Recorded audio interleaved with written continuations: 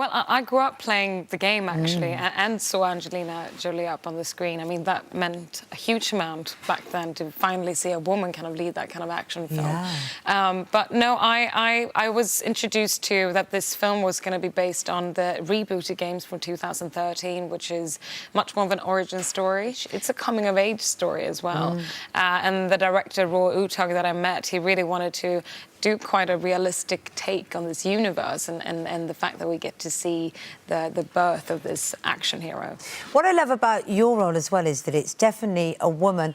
If she was going to take that on, she'd need some muscles. Yes. She wouldn't be prancing around with a tiny little waist like the original Lara Croft looked like she had, or, you know, it was definitely a man's view of what an action woman should look like, the original, wasn't it? I think it's because, you know, what I loved was that he wanted to have this more gritty kind of realistic version of this universe. And if we really wanted to base all the stunts in reality and feel like it's plausible that she can do these things. And when I read the script, I mean, Laura, as we know, she always climb up things and do these big jumps. And I kind of looked at female athletes and stunt women that I've met in the industry over the past few years, and I was like, well, Alicia, I'm quite petite. I could not, you know, lift my own weight when I started this film, and I was like, for it to be, you know, accurate and feel like this is plausible for her to do, I need to get that kind of physique. That must have been hard, because you ended up with an 8-pack, didn't you? Is that yes, even possible? It all Are there enough away. muscles for an 8-pack?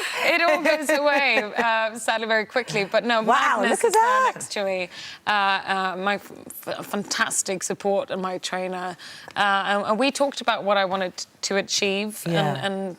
But it takes, I started to work out 3-4 months before we started to shoot, but I also got the chance to, I trained with some incredible women. They introduced me to boxing and MMA. I did rock climbing and archery, swimming, bicycling. I mean, it was really a wonderful experience. I was a dancer when I was younger, so I think I've always been so intrigued by the physicality of making these kind of films. Extraordinary. Now, we had the Oscars, didn't we, on Sunday night? Yes. You've got one. Where'd you keep it, by the way? I still... Frances McDormand lost hers. I think she's got it back now, but yeah, well, you want to hang on to those I things. had it that night.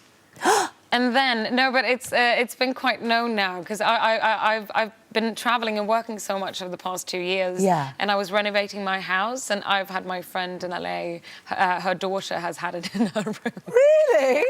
Yeah. You sure she's still got it? She's not put it on eBay or anything? She sent me updates on where it is? Yeah.